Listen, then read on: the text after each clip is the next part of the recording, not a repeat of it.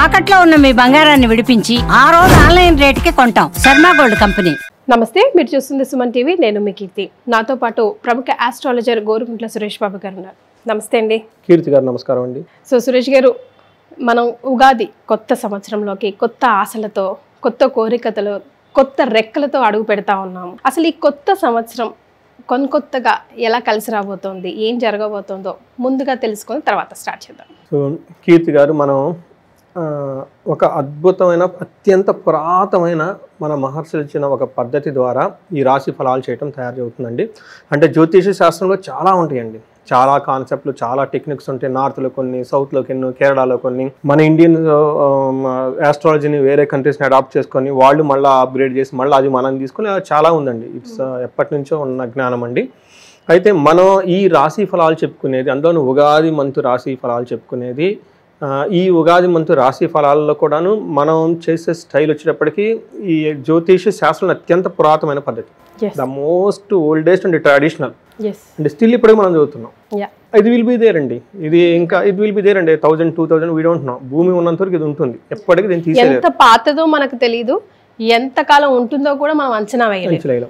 అంటే వాళ్ళు ఎలా చెప్తారంటే, చాలా మందికి ఇక్కడ ఉన్న జనరేషన్స్కి మనకి A+B² అని అంటాము. అందులో అసలు A స్క్వేర్ ఏంటి, అసలు B² ఏంటి, 2AB ఏంటి, అది అర్థం చేసుకోవాలి. అసలు A స్క్వేర్ అని మనం ABCలు రాసి నేర్చుకునేటప్పుడు ఉండదు. ఆ లాజిక్ ఏంటి, అది మన ఆ బిహైండ్ ఉన్న ఆ లాజిక్ని అర్థం చేసుకోకపోతే it looks like some kind of A foolish statement, ఆ సెంటెన్స్ లాగా ఉంటుందండి. సో అదర్వైజ్ మనకు సంబంధం లేనిది ఇది. A+B మనకి ఏం సంబంధం అండి రియల్ లైఫ్లో. ఈ శాస్త్రాన్ని కూడా, జ్యోతిష శాస్త్రాన్ని మహర్షులు సూత్రాల రూపాల్లో పెట్టారండి. మనం మామూలుగా చూస్తే it looks like A foolish thing, nothing. ఏమది మనకు రియల్ లైఫ్లో ఏం ఉపయోగం దాని ద్వారా? దాని గురించి మనం ఎప్పుడు చదువుకోము, అంత టైం స్పెండ్ చేయము. ఎవరో ఏదో మాట్లాడితే అది నెత్తిన పెట్టుకొని మనం నమ్మము, ఇది వేస్ట్, ఇది మూఢనమ్మకం. ఎందుకంటే దాని గురించి మనకు తెలవకపోవడం అలా ఫీలింగ్ అవుతాం. ఎప్పుడైతే మనం తెలిసి టైం స్పెండ్ చేసేది నిజమా అని ఎప్పుడైతే ఎక్స్ప్లోర్ చేస్తారో అక్కడే వాళ్ళకి తెలుస్తుందండి. నేను ఈ జ్యోతిష శాస్త్రం దగ్గర నేర్చుకున్నప్పుడు నాకు నేర్పిన ఒక వ్యక్తి ఈశ్వర్ సైంటిస్ట్ అండి. చూడండి హౌ, బికాస్ దీన్ని దేర్ బ్రెయిన్ రీసెర్చ్ బ్రెయిన్స్ అండి. వాళ్ళు రీసెర్చ్ చేస్తారు, ఇది ఎందుకు పెట్టారు, దీని వెనక లాజిక్ ఏంటి, అసలు ఏముంది, మొత్తం స్క్రిప్చర్స్ తీయటం, చదవటం, అర్థం చేసుకోవటం. వాళ్ళు దానికి టైం స్పెండ్ చేసి, పర్సనల్గా నాన్ ప్రొఫెషనల్ టైం స్పెండ్ చేసి వాళ్ళు ఇది ఇంత గొప్పదా అని వాళ్ళు స్క్రూటినీ చేసిన వాళ్ళే ఎవరు కూడా కొట్టివేయరండి. మధ్య అటు ఇటు కాకుండా హాఫ్ నాలెడ్జ్ తో ఉన్న వాళ్ళే ప్రాబ్లం అంతా క్రియేట్ చేసేది. సో ఇది మనం చెప్పుకుంటే ఈ సంవత్సరం యొక్క పేరులోనే మనకి దీని ఫలితం అంతా ఉంటుందండి. మనకి లాస్ట్ ఇయర్ క్రోధి నామ సంవత్సరం అని చెప్పుకున్నాం. క్రోధి అంటే కోపం. ఎక్కడ కోపం అంటే నేచర్, మనుషుల మీద కోపం ఉంటుంది. మనం చూసాం కదండి, మనకి సైక్లోన్స్ దగ్గర నుంచి, తర్వాత వాతావరణం దగ్గర నుంచి, రాజుల మధ్య గొడవ, దేశాల మధ్య గొడవ, బాంబులు వేసుకోవటాలు, ఈ న్యూస్లు అంతా ఇవే చూస్తూ ఉండేవాళ్ళం అనమాట. టెర్రరిస్ట్ అటాకులు కానివ్వండి, ఇప్పుడు కాలిఫోర్నియాలో పెద్ద పెద్ద మన కలామిటీస్, ఫైర్ వచ్చేటప్పటికి అన్ని ఇళ్ళని కాలిపోవటము, ఇలా రకరకాలన్నీ జరిగినాయండి. ఏమైనా రాజకీయ పార్టీలు వచ్చేటప్పటికి చాలా రాజకీయ పార్టీలు మారిపోయి ఉన్నాయి, మనం చూస్తున్నాం అనమాట. సో వీటికి సంబంధించిన ఏంటంటే క్రోధింగ్, కోపం, ఒకళ్ళ మీద ఒకళ్ళకి కోపం, మనుషుల మీద మనుషులకి, రాజకీయ పార్టీల మీద పార్టీలకు కోపం, నేచర్ మీద మనకు కోపం, మనం నేచర్ మీద కోపం, ఇలా ఈ క్రోధంతో గడిచిపోయిందండి. అయితే ఈ సంవత్సరం ఏంటంటే దీని పేరే శ్రీ విశ్వవసు నామ సంవత్సరం. శ్రీ అని ఎప్పుడైతే ఉంటుందో అది శుభం, ఐశ్వర్యం అండి. సో దీని పేరే శ్రీ అని పెట్టేసుకున్నాం. అందులోనే విశ్వవసు నామం. విశ్వం అంటే యూనివర్స్, అంటే బిగ్ కాస్మిక్, ప్రపంచం. సో మన తల పైకి చూస్తే మొత్తం విశ్వమే. సో ఇప్పటిదాకా మనం ఒకళ్ళ మీద ఒకళ్ళ, నేను మిమ్మల్ని, మీరు నన్ను చూసుకొని మీరు నన్ను హెడ్ చేసుకోవడం కాదు నాయన, ఒకసారి పైకెత్తి చూడండి, మనం పెద్ద ప్రపంచంలో ఉన్నాము.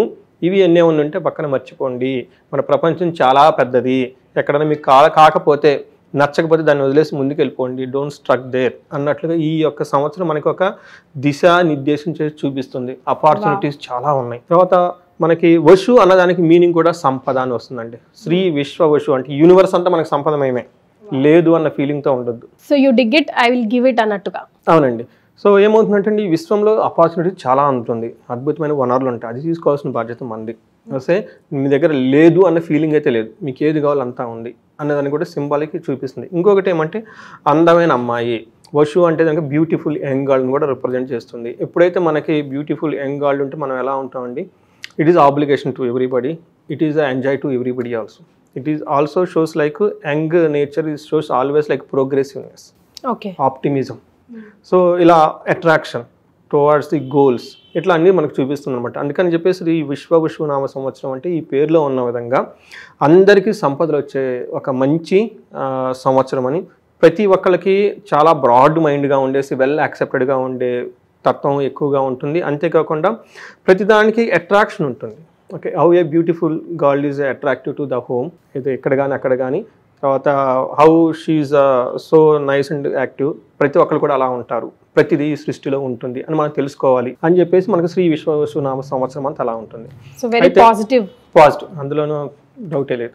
తర్వాత వచ్చేటప్పటికి ఈ పేర్లు మనకు ఎలా వచ్చినాయి, చాలా మందికి తెలవని విషయం ఏంటంటే 60 సంవత్సరాలు ఉంటాయండి. నా చిన్నప్పుడు ఎప్పుడు బాగా చదువుకున్నప్పుడు ఉండే ఈ 60 సంవత్సరాలు తెలుగు సంవత్సరాల పేర్లు. మరి ఇప్పుడైతే ఆ టెక్స్ట్ బుక్స్లో ఉన్నాయో లేవో అయితే డౌట్. మా అబ్బాయి టెక్స్ట్ బుక్స్లో చూస్తే ఇప్పటి వరకు లేవు. అందులో 60 సంవత్సరాల పేర్లు, తర్వాత నక్షత్రాల పేర్లు, తర్వాత రాసుల పేర్లు ఇవన్నీ ఉండేవి. చదువుకొని చదువుకొని బై హార్ట్ చేసుకుని ఉండేవాళ్ళం. బట్ ఆ జనరేషన్ పోయిందేమో నాకు తెలిసి అయితే ఇంక ఈ జనరేషన్కి అయితే ఇవి ఉన్నాయో లేదో కూడా తెలియదు. సో మనకి తెలుగులో 60 సంవత్సరాలు ఉంటాయండి. ఈ 60 సంవత్సరాలకి 60 పేర్లు ఉంటాయండి. సో మన హిందూ శాస్త్రంలో ఉన్న బ్యూటీ ఏంటంటేనండి, టయానికి ప్రతిదానికి పేర్లు ఉంటాయండి. ఇప్పుడు మనం ప్రతిరోజు 12 o'clock, 10 o'clock, 5 o'clock ఈ ప్రతి అవర్లో కూడాను మన జ్యోతిష్ శాస్త్రంలో పేర్లు ఉంటాయండి. ఆ పేరుకు అనుగుణంగా ఆ యాక్టివిటీ ఉంటుంది. అలానే మనకి ఈ సంవత్సరానికి కూడా మనకి ఏంటంటే 60 సంవత్సరాలకి సైకిల్ మారుతూ ఉంటుందండి. ఫస్ట్ మనకి 60 సంవత్సరాలకు మళ్ళీ 60 సంవత్సరాలు. అందుకని మనకి అంటే మనిషి యొక్క ఆయుష్ 120 years అయితే ఈ కలియుగం ప్రకారం మన జ్యోతిష్ శాస్త్రం ప్రకారం 120 years. అయితే ఎప్పుడైతే 60 years కంప్లీట్ అయిపోయింది, అతను ఒక సైకిల్ కంప్లీట్ అయ్యారు కాబట్టి షష్ఠి పూర్తి అయ్యారు. అందుకని 60 సంవత్సరాలు చేసుకుంటారు. మళ్ళీ రెండో సైకిల్ స్టార్ట్ అవుతుంది కాబట్టి ఆ ఫేని అతను లైఫ్ క్రాస్ అయ్యాడు. అందుకని మిడిల్ ఏజ్ అంటారు 60. ఓకే, మిడిల్ ఏజ్ తర్వాత అది డిఫరెంట్ ఇష్యూ అనుకోండి. అయితే ఇప్పుడు మనకి ఈ 60 సంవత్సరాలు ఎలా వచ్చినాయి అంటే మనకి పురాణాల ప్రకారము వీళ్ళ ఈ 60 సంవత్సరాలు కూడా నారద మహర్షి యొక్క సంతానం అని చెప్తారు. అవునండి. సో వీళ్ళకి నారద మహర్షి తన కొడుకులు యుద్ధానికి వెళ్ళినప్పుడు వాళ్ళందరూ చనిపోతారు. అప్పుడు నారద మహర్షి పుత్ర యొక్క శోకంతో చేసుకుంటాడు. ఏంటి నాకు ఇలా చేసావు, ఎప్పుడు నారాయణ నారాయణని నేను చెప్పిస్తుంటాను కదా, నాకు ఇంటికి పుత్ర శోకం అనగానే అప్పుడు ఆయన విష్ణుమూర్తి వచ్చేసి సృష్టి స్థితి లయ, మనకి విష్ణుమూర్తి అనగానే స్థితి ఉన్నదాన్ని కాపాడుకుంటూ ఉంటాడు, నేను సస్టైన్ చేస్తూ ఉంటారు. కాబట్టి ఈ సృష్టి సస్టైన్ అవ్వటానికి కాబట్టి టైంలో చాలా ఇంపార్టెంట్. కాబట్టి ఈ మీ యొక్క కుమారులు మళ్ళా బతికి వీళ్ళు 60 సంవత్సరాలుగా ఈ సృష్టిని నడిపిస్తూ సైకిల్ నడిపిస్తూ ఉంటారు.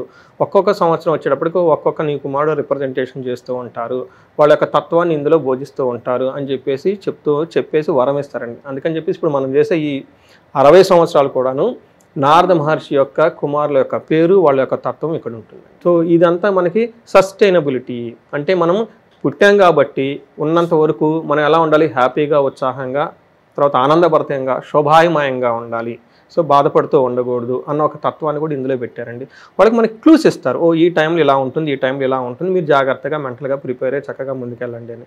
ఇది అంతా మనకి పురాణాల్లో చెప్పిన రహస్యం. సో ఇది అంతా ఇంత మహత్తరమైన ఒక నాలెడ్జ్ని మీ ముఖంగా ఓకే ఈ సుమన్ టీవీ వెన్యూ మనకి ఇచ్చినందుకు ఇది ఒక అదృష్టంగా నేను భావిస్తున్నాను. అలానే చూసే వాళ్ళకు కూడాను అష్టైశ్వర్యాలు కలగాలని ఈ పేరులో శ్రీ విశ్వనామ సంవత్సరం ఆ పేరుకు తగ్గ వాళ్ళ ఇంట్లో కూడా ఐశ్వర్యం నిండుకొని ఉండాలని చెప్పేసి కోరుకుంటూ మనం ముందుకెళ్దామండి. వెరీ వెల్ స్టార్టెడ్ అండి. Thank you so much. And it's our blessings మీ ముఖంగా మేమందరం తెలుసుకోవడం కూడా. సో ఈ తెలుగువారి సంవత్సరాది ఉగాది రోజు తులారాశి వారికి ఎలా ఉండబోతుందండి? సో శ్రీ విశ్వవసు నామ సంవత్సరం ఈ పేర్లో నిన్నటి విశ్వం వసు, యూనివర్స్ అంతా అద్భుతమయం, వాసు ధనమయంగా ఉంటుంది, రిచ్గా ఉంటుంది, ప్రాస్పరిటీగా ఉంటుంది, హ్యాపీగా ఉంటుంది. కాబట్టి ఈ సంవత్సర నామం ఎలా ఉంటుందో ఈ సంవత్సరం కూడా అలానే ఉంటుందండి. ఎగ్జాక్ట్గా ఆ పేరు ఎందుకు పెట్టారో ఈ రాశి వాళ్ళకి కరెక్ట్గా మ్యాచ్ అయిపోతుందండి. నిలువెత్తు నిదర్శనమా? కరెక్ట్ అండి. ఏదైనా కనుక రాసుల్లో 12 రాసుల్లో 100కి 100 ది బెస్ట్ గా ఉందంటే అది తులారాశి వాళ్ళని. అవునండి, చాలా బాగుందండి. ఇంకోటి ఏంటంటే మా పాపది కూడా తులారాశి కాబట్టి నేను 1-2 సార్లు చెక్ చేసుకుంటాను. మా అమ్మది కూడా తులారాశి. ఇంకా మన ఫ్యామిలీ మెంబర్స్ మన ఫస్ట్ క్లయింట్స్ అండి. లేదనుకోండి ఇంకా అది ఇంకో రకంగా ఉంటుంది. బయట వాళ్ళు యూట్యూబ్ లో అడుగుతారు, తర్వాత ఇంట్లో వాళ్ళు ఖచ్చితంగా అడుగుతారు, ఇలా చెప్పేంటి ఇదేంటి అది. ఫ్రెండ్స్ తోటి ఫ్యామిలీ మెంబర్స్ తోటి కాషియస్ గా ఉండాలన్నమాట. ఫస్ట్ మిమ్మల్ని ప్రశ్నించేది వాళ్ళే కాబట్టి. సో తులారాశి కనుక చూస్తే ఇందులో ఫస్ట్ నక్షత్రాలు చిత్త 3-4 పాదాలు, స్వాతి 1-2-3-4 పాదాలు, విశాఖ 1-2-3 పాదాలంతా తులారాశి. పేరు బలం కనుక చూసుకుంటే రా, రీ, రు, రే, రో, తా, తీ, తూ, తే ఈ సౌండ్లు ఇదే సౌండ్తో మోరార్లెస్ ఉన్న వాళ్ళ పేరు కనుక బాగా పాపులర్గా ఉన్న పేరు, అందరు ఎక్కువ మంది పిలిచే పేరు కనుక ఈ అక్షరాలతో కనుక ఉంటే అది తులారాశి అవుతుందండి. మన కందాయ ఫలాలు, ఆదాయ ఫలితాలు, ఆదాయం రాజ్యపూజ్యం కనుక చూసుకుంటే వీళ్ళకి ఆదాయం 11, వ్యయం 8. ఓకే, ఆదాయం బాగుందని చెప్పుకోవాలి. వీళ్ళకి రాజ్యపూజ్యం 2, అవమానం కూడా 2. చాలా తక్కువ మంది, అంటే నలుగురిలో 2 విమర్శిస్తూ ఉంటారు, 2 మాత్రం ఓకే మెచ్చుకుంటూ ఉంటారు. బట్ బాగా గమనించిన ఆదాయం ఎక్కువగా ఉంది, వ్యయం తక్కువగా ఉంది. సో ఈ ప్రకారంగా చూసుకుంటే ఓవరాల్గా వీళ్ళకి చాలా బాగుందని మనం చెప్పుకోవాలన్నమాట. మనకి ప్లానటరీ పొజిషన్ కనుక చూస్తారండి, మీన రాశిలో శని ఉన్నారండి. తర్వాత మనకి గురువు వచ్చేటప్పటికి మిథున రాశిలో ఉంటారు. రాహు కేతువులు మనకి కుంభరాశిలోను, సింహ రాశిలో ఉన్నారండి. తర్వాత గురువు 11వ తారీఖు, మే 11, 14వ తారీఖున, 18వ తారీఖున లాట్ ఆఫ్ ప్లానెట్స్ చేంజెస్ ఉన్నాయండి. వీటి యొక్క ఇంపాక్ట్ అందరికీ ఉంటాయండి. సో ఈ రాశి వాళ్ళకి కూడా, తులారాశి వాళ్ళకి ఎలా ఉందో మనం చూద్దాం. మనకి సూక్ష్మ గోచారం అని అంటారు అన్నమాట. ఈ సూక్ష్మ గోచారం ప్రకారం కనుక చూసుకుంటే వెరీ సింపుల్, 3 ముక్కలను మొత్తం తెలిసేసుకోవచ్చు. సమర్ ఎలా ఉండబోతుంది అనమాట. వీళ్ళకి శని, గురు, రాహు, కేతుల యొక్క చూస్తే ఎలా ఉంటుందంటే, ఫస్ట్ సపత్న క్షయం, సుఖప్రాప్తి, శోకం, సౌఖ్యం.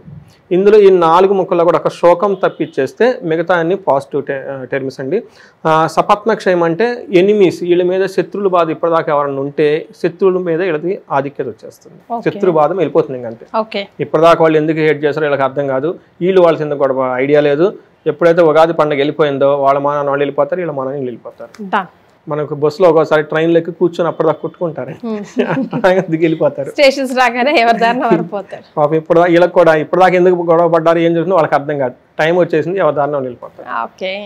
తర్వాత సుఖప్రాప్తి, ఈ మీనింగ్ ఇందులోనే ఉందండి. వీళ్ళకి ధనం కానివ్వండి, హ్యాపీనెస్ కానీ చక్కగా వచ్చే అవకాశం ఎక్కువగా ఉంటుంది.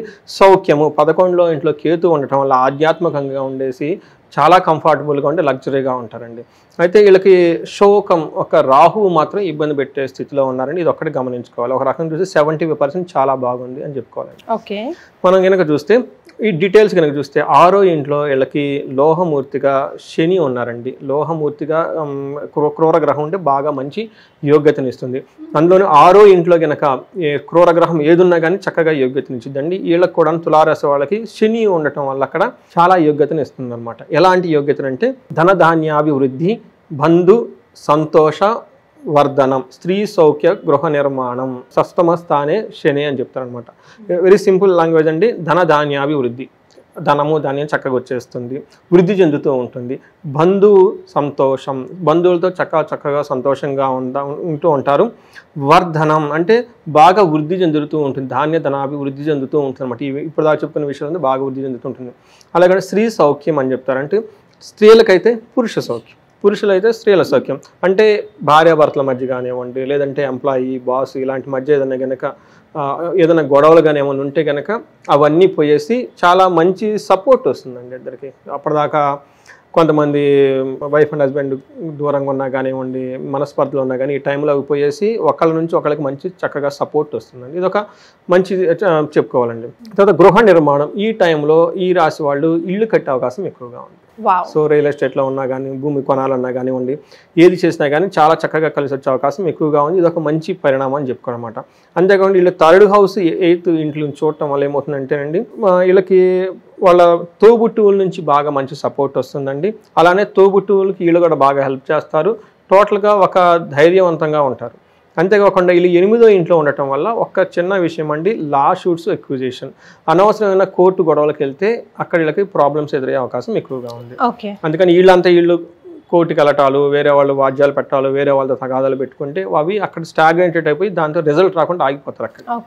అందుకని చెప్పేసి ఆ మ్యాటర్లోకి వెళ్ళకుండా ఉంటే చక్కగా బయట కూర్చొని, వీళ్ళకి శత్రువుల మీద విజయం ఉంది ఆటోమేటిక్గా. బయట కలిసి కూర్చొని పెద్దవాళ్ళతో కలిసి కూర్చుంటే వాళ్ళ శత్రువు వీళ్ళు చెప్పినట్లు వీళ్ళకి కాంప్రమైజ్ చేసి మంచి రిజల్ట్ వచ్చేస్తుందండి. సో కోర్టు అని అక్కడ హ్యాంగ్ అవ్వకుండా బయట కనుక చూసుకుంటే బాగుంటుంది. జూపిటర్లకు 9వ ఇంట్లో ఉన్నారండి. ఇది కూడాను ఒక మహా మంచి యోగం అండి. ఏమని చెప్తారంటే అర్ధం స్వకులాచార, గృహలాభ, సుఖభోజనం, నిత్య శ్రీ జన సంపర్క, నవమస్తే భవేద్ గురువు అని చెప్తారు. ఇందాక శని ఎలాంటివి ఇచ్చారో వీళ్ళు కూడా అలాంటివి సుమారు ఆటోమేటిక్ ఇస్తూ ఉంటారు. కాబట్టి వీళ్ళకి డబల్ బొనాంజీ అని చెప్పుకోవాలి. అర్థం బాగుంటుంది. స్వకులాచారం అంటే వాళ్ళకి యాన్సెస్టర్స్ నుంచి పెద్దవాళ్ళు చెప్పినట్లు వినటం, వేదిక్ స్క్రిప్చర్స్ చదువుకోవటం, పండగల్లో పార్టిసిపేట్ చేయటం, ఇలా పెళ్ళిళ్ళు కానీ ఇవన్నీ చక్కగా చేసుకునే అవకాశం ఎక్కువగా ఉంటుంది. గృహలాభం ఇందాక కూడా మనం చెప్పుకున్నాం, మళ్ళీ అగా నీళ్ళు కూడా గృహలాభం ఇస్తున్నారు. మంచి భోజనం చేస్తూ ఉంటారు. నిత్య స్త్రీ జన సంపర్క, స్త్రీలు అయితే జెంట్స్ వాళ్ళతో అంటే ఎక్కువగా కలిసేసి వాళ్ళతో చక్కగా పనులన్నీ చేసేసుకుంటూ ముందుకు వెళ్ళిపోయే అవకాశం ఎక్కువగా ఉంటుంది. దృష్టి వీళ్ళకి ఫస్ట్ ఇంట్లో 5th హౌస్లో కూడా దృష్టి ఉండటం వల్ల ఏమవుతుందంటే హెల్త్ ప్రకారంగా చాలా యాక్టివ్గా ఉంటారు. తర్వాత వచ్చేటప్పటికి వీళ్ళకి పిల్లలు కలగాలి అని ఎవరైనా కనుక ప్లాన్ చేసుకుంటే తులారాశి వాళ్ళకి బెస్ట్ టైం అండి పిల్లలు కంటానికి కపుల్స్కి. కొంతమంది నాకు ఫోన్లు చేసి అడుగుతూ ఉంటారండి, మీ ఇద్దరం జాబులు చేస్తున్నాం ఇప్పుడు దాకా ప్లాన్ చేసుకోలేదండి, బెస్ట్ టైం ఏంటంటే ప్లాన్ చేసుకోవాలని అడుగుతూ ఉంటారు. సో కన్సల్టేషన్ ఫీజ్ చేయకుండా వాళ్ళకి ఈ రాశి వాళ్ళు ఏదైనా ఉంటే కనుక ఇయర్ బెస్ట్ చేసుకోవడానికి అనమాట. సూపర్. తర్వాత రాహు 5th హౌస్లో ఉండటం వల్ల కొన్ని విషయాల్లో ఇబ్బందులు ఉంటాయి, కొన్ని విషయాల్లో కొంచెం బాగా సపోర్ట్ చేస్తారు రాహు 5th హౌస్లో ఉన్నా. కానీ ఫస్ట్ వచ్చేటప్పటికి రాహు ఎలాంటి రిజల్ట్ ఇస్తారంటే ఓవరాల్గా పుత్ర వైరం, సుపాతృజం, కాలాతిక్రమణ భోజనం, సుసం వీర్యం, రూపాడాం పూజ్యం, పంచమస్తే ఫణి అని చెప్తున్నమాట. 5వ ఇంట్లో కనుక ఫణి ఉంటాయి అని చెప్తారంటే పుత్రులతో విరోధం జరిగే అవకాశం ఎక్కువగా ఉంటుంది. అంటే పిల్లల విషయంలో కేర్ఫుల్గా ఉండాలి. బట్ ఇందాక గురువు కూడాను బాగుంటారని చెప్తాం, ఇక్కడ రివర్స్ కాంట్రావర్స్ అనమాట. బట్ శాస్త్రం ఏం చెప్తుందంటే గురు దృష్టి 1,00,000 దోషాలన్నా పోగొడుతుంది అంటారు. అందుకని చెప్పేసి పుత్రుల విషయంలో ప్రాబ్లమ్స్ వచ్చినా గురువు బలం బాగా ఉండటం వల్ల అంత ఇబ్బంది పడే ప్రాబ్లమ్స్ అయితే ఉండవు. అందుకని టెన్షన్ పడిన అవసరం లేదు. ఇంకేమంటే ప్రభువులు వచ్చే గౌరవం పడతాం. వీళ్ళకి పై అఫీషియల్స్ కానివ్వండి, తర్వాత పై బాస్ కానివ్వండి, వాళ్ళ దగ్గర చక్కగా మంచి రిప్యుటేషన్ వచ్చేసి చక్కగా వీళ్ళకి కావాల్సిన పనులని వాళ్ళ ద్వారా వాళ్ళకి వీళ్ళు ఏది పెట్టినా కానీ ప్రపోజల్ వాళ్ళు యాక్సెప్ట్ చేసి ముందుకెళ్ళే అవకాశం ఎక్కువగా ఉంటుంది. అకాలంలో భోజనం తినే అవకాశం ఎక్కువగా ఉంటుంది. అందరి చేత గౌరవించబడతారు. ఆర్థికంగా బలంగా చాలా బాగుంటుంది. ఒక రకంగా డబ్బు వస్తుంది ఖర్చు అవుతుంది కాబట్టి. బట్ మనం ఏం చెప్తుంటే ఓవరాల్గా వీళ్ళకి రాహు ఉన్నా కానీ అంత పెద్ద ఇబ్బంది పెట్టే పొజిషన్లో అయితే లేరు కాబట్టి మిగతా అన్ని విషయాలు చాలా చక్కగా ఉంది. కాబట్టి ఇందాక మనం చెప్పుకున్నట్టు వీళ్ళకి ఆల్మోస్ట్ 80% అన్న రాశిలో బెస్ట్ రాశి, చాలా బాగున్న రాశి ఏమంటే తులారాశి అని చెప్పుకోవాలి. అండ్ వీళ్ళు కనుక బాగలేరు అనుకుంటే నాకు తెలిసి వేరే రాశులు ఎవరు బాగుంటారు. మరి నక్షత్రాల ప్రకారం ఎలా ఉందండి? చిత్తా నక్షత్రం కనుక చూసుకుంటే వీళ్ళకి 3 విషయాల్లో చాలా బాగుందండి. ఒక్క విషయంలో కేర్ఫుల్గా ఉండాలి. ఫస్ట్ ఎక్కడ బాగుందంటే వీళ్ళకి ధనం ప్రకారం చాలా బాగుంది. తర్వాత ధనలాభము, ధాన్యలాభం, నిరోగం, ఇప్పటిదాకా మనం అన్ని చెప్పుకున్నన్ని చాలా చక్కగా ఉన్నాయి. ఒక్క విషయంలో వీళ్ళకి ఈ 2 వరకు చిత్తా నక్షత్రం వాళ్ళకి మరణ తుల్యం. Okay, something related to with death అంటే చనిపోవడం కాదండి, మనం వాళ్ళు చేస్తున్న ఒక డ్రీమ్స్ కానీ వాళ్ళకున్న విజన్ కానివ్వండి, అప్పటిదాకా కనుక ఏదైనా పని కనుక స్టార్ట్ చేస్తుంటే అవి మధ్యలో ఆగిపోవటం కానీ ఇట్లాంటి ఏదో ఒక విషయంలో ఆగిపోయి క్రైసిస్లో పడే అవకాశం ఎక్కువగా ఉంది. డిస్ట్రాయ్ అంటారు కదండి, అలా ఆగిపోయే అవసరం అయితే ఎక్కువ వచ్చేసింది. అది ఒక రకంగా మంచిదండి. అంటే ప్రతిదీ జీవితంలో రావాలని ఏమన్నారు కదండి, కొన్నిసార్లు రిజల్ట్ రాని ముందుగానే తెలుసుకుని తీసేసుకుంటే లైఫ్ బాగుంటుంది అండి. అది కూడా ఆర్ట్ అండి, దాన్ని మనకి మహర్షులు ఏం చెప్తారంటే వైరాగ్యం అంటారు. వైరాగ్యం అంటే ఏంటంటే ప్రతిదీ మంది కాదు లైఫ్లో, కొన్ని వదిలేసుకోవాలన్నమాట. మనం హ్యాపీగా ఏదైతే ఉంటాం అది మనం ఏదైతే హ్యాపీగా ఉంచకుండా బైండ్ చేసి ఇబ్బంది పెడుతూ భయపడంగా ఉంటుంది అది తీసేయడం బెటర్ కదా. సో అందుకని చెప్పేసి వీళ్ళకి అది గుర్తుపెట్టుకోవాలి. రెండోది స్వాతి వాళ్ళకి కొంచెం మిక్స్డ్గా ఉంటుందండి. వీళ్ళకి సంపద ప్రకారం చాలా బాగుంటుంది, ధనలాభం ఉంటుంది, సుఖం ఉంటుంది, హెల్త్ కూడా చాలా రోబస్ట్, ఆరోగ్యంగా హ్యాపీగా ఉంటారు. వీళ్ళకి 2 విషయాలు కేర్ఫుల్గా ఉండాలి. ఏప్రిల్ 10th వరకు శారీరకంగా ఏదో ఒక బాధ ఉంటుందండి. తర్వాత వీళ్ళకి కూడా మరణ తుల్యం అని చెప్తారు. అంటే ఏదో ఒక పనిలో ఇబ్బంది రావటము, డిస్టర్బెన్స్ రావటము, దాన్ని తీసేసుకోవాల్సిన అవసరం అయితే వచ్చేస్తుంది. తర్వాత విశాఖ నక్షత్రం వాళ్ళకి వీళ్ళకి కూడా సంపదలు బాగుంటాయి, ధనం బాగుంటుంది, సుఖం బాగుంటుంది, ఆరోగ్యం బాగుంటుంది, సర్వజన పూజ్యం. విశాఖ నక్షత్రం వాళ్ళకి చాలా మంచి బాగుందని మనం చెప్పుకోవాలండి. తర్వాత వీళ్ళకి ఇయర్ ఎండ్ వరకు వీళ్ళకి కూడాను మరణం తుల్యం అని చెప్తారండి. వీటి గురించి కొంచెం ఆలోచించుకొని జాగ్రత్తగా ఉండటం, పోయేది ఎటు పోతుంది కాబట్టి బీ హ్యాపీ అండి. సో మరి ఆ డిస్టర్బెన్స్ కూడా వీళ్ళు సునాయాసంగా ఈ సంవత్సరం దాటి వేయాలంటే ఎలాంటి రెమెడీస్ ఫాలో అవ్వాలి? వీళ్ళు ఎక్కువగా రెమెడీస్ ఏదైనా కనుక చేసుకోవాలంటే రాహుకి సంబంధించిన రెమెడీ చేసుకోవాలండి. రాహుకి సంబంధించిన ది బెస్ట్ రెమెడీ ఏంటంటే మనకి అందరికీ తెలుగు రాష్ట్రాల్లో ఉన్న వాళ్ళకంటే విజయవాడ కనకదుర్గమ్మ అమ్మవారు. ఓం శ్రీం దుమ్ దుర్గాయ నమః, ఈ ఒక్క మంత్రమే వాళ్ళకి రామబాణం. దీన్ని ఎక్కువ జపించుకుంటూ ఉంటే చాలా బాగుంటుంది. తర్వాత ఎవరైనా కనుక మనకి విజయవాడ ఎక్కువ సార్లు విజిట్ చేస్తే చాలా బాగుంటుంది. రాహుకి సంబంధించి వీళ్ళు పారే నీళ్ళలో 7 కొబ్బరి బొండాలు, పీచు తిని కొబ్బరి బొండాలు కనుక డ్రాప్ చేస్తే చాలా బాగుంటుందండి, అందులో పోతుంది. తర్వాత మనకి గణపతి అధర్వ శీర్షం అని ఉంటుంది, ఇది వేద మంత్రం అండి. ప్రొనౌన్సియేషన్ కరెక్ట్గా చేసుకోవాలి. అయితే నేర్పడానికి చాలా మనకి యూట్యూబ్లోనూ ఇవన్నీ ఆల్రెడీ గొప్ప వాళ్ళు చాలామంది ఆల్రెడీ పెట్టున్నారు. ఇంతకుముందు అయితే అది ప్రాబ్లం కానివ్వండి, ఇప్పుడు everything is available to everybody అండి. అందుకని అందులో కనుక చూసి గురుముఖంగా నేర్చుకోవాలి. గురుముఖంగా లేకపోతే అట్లీస్ట్ యూట్యూబ్లో శాస్త్రోక్తంగా చెప్పిన వాళ్ళు వీడియోస్ చాలా మంచి ఉన్నాయండి. ఒక మంచి వీడియో చూసుకుని ఎలా ప్రొనౌన్స్ చేయాలి అది కనుక నేర్చుకొని గణపతి అథర్వ శీర్షం, ఇది వేద మంత్రం అండి, వేదాల్లో ఉన్న మంత్రం ఇది. ఆ మీనింగ్ తెలుసుకొని దాన్ని చాంట్ చేస్తూ ఎర్రటి మందార పూలతోటి గణపతికి ప్రతిరోజు గరికతో గనక ఆర్ అట్లీస్ట్ మంగళవారం కనుక చేసుకోగలిగితే, అభిషేకం చేసి కనుక చేస్తే ఈ దోషం పోయేసి, రాహు దోషం పోయేసి చాలా బాగుంటారండి. రైట్. సో తులారాశి వారికి కొత్త సంవత్సరం అంతా చాలా చాలా బాగుంటుందని తెలియజేశారు. ధన్యవాదాలండి. ధన్యవాదాలండి.